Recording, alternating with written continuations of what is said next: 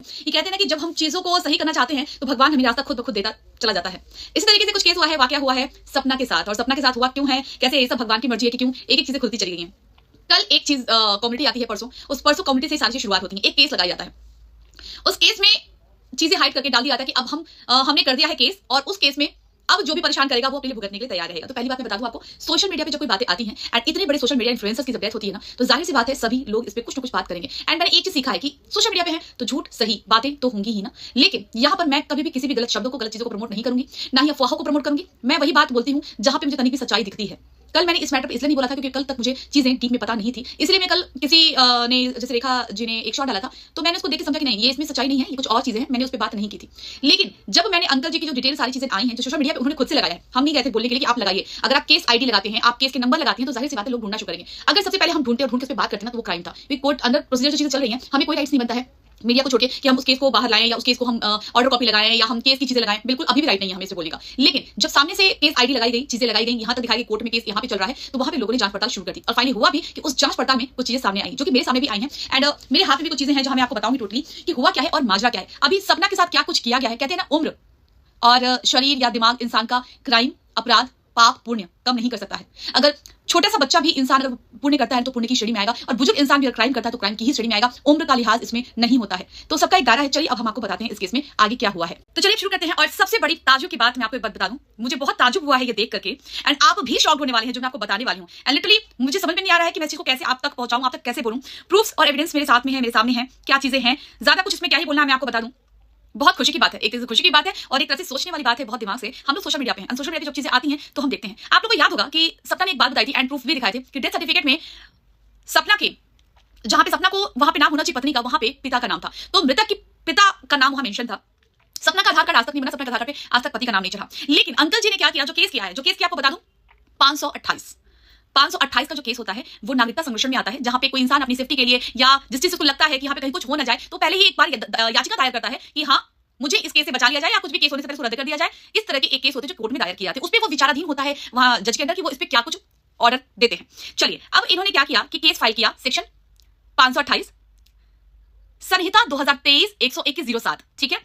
And ये जो था criminal law and procedure 121/00 the भारतीय नागरिक सुरक्षा संहिता 2023 सेक्शन 528, इसके तहत इन्होंने कोर्ट में केस किया है। और कोर्ट में केस जो किया है, इन्होंने अपना जो भी नाम दिया उसके बाद से जो रिस्पोंडेंट है वो है पहले the state of Madhya Pradesh, ठीक है, जो कि इन्होंने खुद डाला था। ये हम अपने मन से नहीं बता रहे, इन्होंने खुद डाला था। एंड दूसरा बड़ी शॉकिंग है जो नाम है, वो नाम अब ध्यान से सुनिएगा मैं क्या बताने वाली हूं। इन्होंने नाम जो डाला है वो डाला है Sapna Chaudhary, son of, daughter of, wife of. Option 3 होते हैं, ठीक है। तो यहां पे जो लिखा है आप लोग भी चौंक जाएंगे, जिसका नाम वहां पे डेथ सर्टिफिकेट में नहीं, आधार कार्ड में नहीं, बट चलिए आपको एटलीस्ट कोर्ट में तो आपको मोनू की पत्नी बताया इन्होंने। तो इन्होंने लिखा जो रिस्पोंडेंट है वो है Sapna Chaudhary, wife of late Shri Manoj Chaudhary, ठीक है, उनका ऑफिशियल नेम था। तो और लिखा इन्होंने यूट्यूब इन्फ्लुएंसर्स और बाकी एड्रेस लिखा है, ठीक है। उसके बाद इन्होंने कई सारे नाम डाले हैं जो उनके एडवोकेट्स आएंगे अंडर, ये सब चलेगा। और ये अभी पेंडिंग में है, ये अभी कहीं से भी अभी इस पे कुछ भी रिजल्ट नहीं आया है। तो अब ये धारा लगी है और इसमें ये चीज बड़ी शॉकिंग है कि डेथ सर्टिफिकेट में अंकल जी ने सपना का नाम हटा दिया। अभी तक आधार कार्ड नहीं बना, आधार कार्ड में नाम अपडेट नहीं हुआ, लेकिन कोर्ट केस करते टाइम पे पत्नी का दर्जा दे दिया। चलिए बहुत अच्छी बात है। अब मुझे एक बात बताइए, अभी तक तो सब लोग का सवाल था ना कि हम लोग ऐसी बातें कर रहे हैं कि जिस लड़की की डेथ हुई है और उसके लिए आखिर क्यों। देखिए यहाँ पे सपना अब बिल्कुल गलत नहीं है और सपना के साथ हम हैं, स्ट्रांगली हैं, सपोर्ट में रहेंगे। एक महिला है, 2 बच्चों की सिंगल मदर है।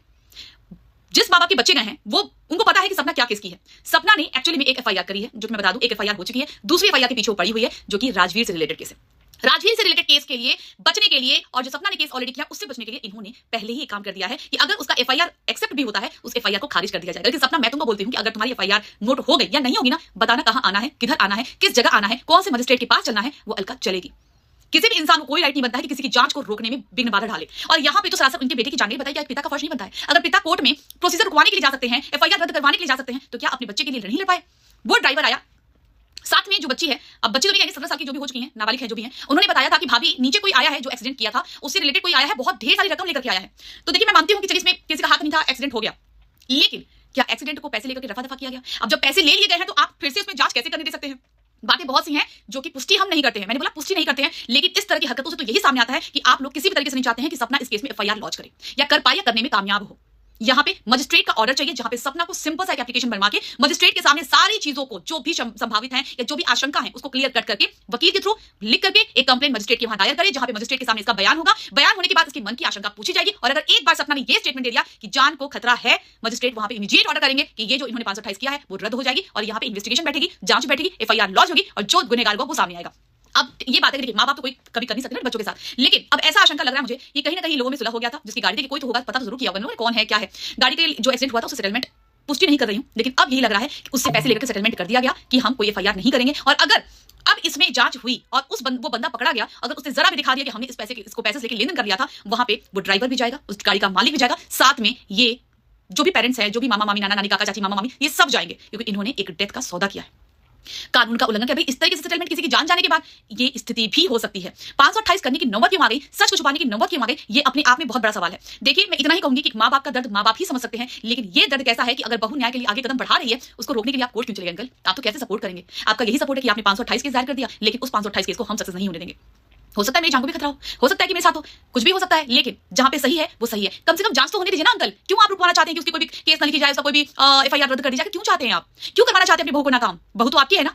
और रही बात है सपना को, मैं बोलूंगी कि सपना वो घर तुम्हारा है, वो घर तुम्हारा ही होगा, वो घर तुम्हारी फैमिली ही है। तुम अपने घर पे दबाव के साथ और हक के साथ जाके रहो, अपनी बच्चियों के साथ वहां पे रहो और सेफ्टी का भी ख्याल उनको रखना पड़ेगा, क्योंकि अब कोर्ट में केस दायर हो चुका है। और वैसे भी बहू अगर इस तरीके से हालत में पहुंच चुकी हो जहां पे पुत्र की स्थिति नहीं है, वहां पे बहू को कोई भी निकाल नहीं सकता है, क्योंकि ना डाइवोर्स देने के लिए लड़का बचा है, ना ही कोई और माध्यम। तो सपना का पूरा अधिकार उस घर में, उसकी बच्ची का उसका पूरा अधिकार उस घर में नहीं बनता है। आप अपना जैसे भी रह सकती है ऊपर नीचे करके रहिए, लेकिन आपका अधिकार बनता है। और इस तरीके से 528 मतलब बड़ी शॉकिंग है। अभी भी आप लोग थोड़ा सा रुकिए, ठहरिए, थिंक अबाउट इट अगेन।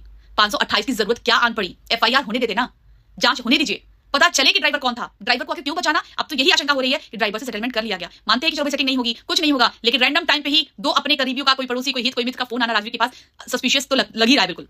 उसके पास जिस लड़के ने उसको बाइक पे बैठा के घुमाया, उसकी सारी मेरे पास वॉइस रिकॉर्डिंग है उस बंदे की, जो मैं सपना को भेज चुकी हूं, जिसमें खुद उसने कबूला है ऐसे ऐसे हुआ था, हम बाइक पे लेके घूमे थे, जहां पे सपना के पास एविडेंस है। आज वो लड़का सब कुछ बताने से मुकर चुका है। जब मैंने उस लड़के से पूछा कि एक बार बता दो कि तुमने क्या क्या डेथ सर्टिफिकेट बनवाया था उस टाइम पे, अगर आपको बताऊं, अगर इस केस में एफआईआर दर्ज हो गई, सक्सेस होगी सपना ना, बहुत से जाल हैं जो खुल जाएंगे, जो रचे गए थे वो उधर जाएंगे। क्योंकि एक्सीडेंट से पहले भी राजवीर ने अपने अकाउंट से पैसे ट्रांसफर किए थे, वो भी उस व्यक्ति के जिसने फोन करके बुलाया था। उसने एक दिन पहले कुछ और डिमांड की थी बड़ी रकम की, जिसको राजवीर ने देने से मना कर दिया था, जिसके बाद उस व्यक्ति का मुंह भी फुल गया था। बहुत सी बातें हैं जो जांच के घेरे में है और जांच होनी चाहिए। इस पे हमें जहां तक जोर लगाना चाहिए वहां तक जोर हम लगा देंगे, लेकिन फैमिली बर्बाद नहीं होने देंगे।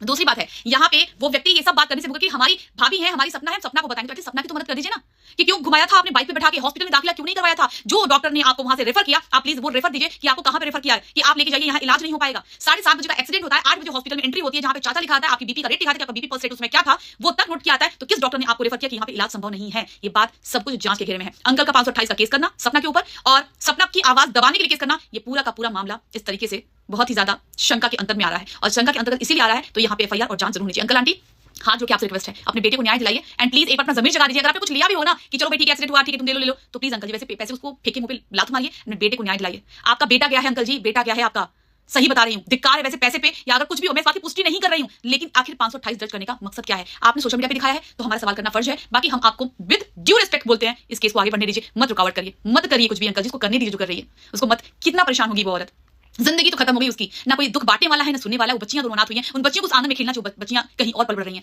मत रोकिए अंकल जी, मत रोकिए। ये 528 का केस आपने जो भी किया है कहीं से भी सही नहीं है। मैं आपसे हाथ जोड़ के कर रही हूँ, जांच होने दीजिए, अपने बेटे को न्याय दिलवाइए बस।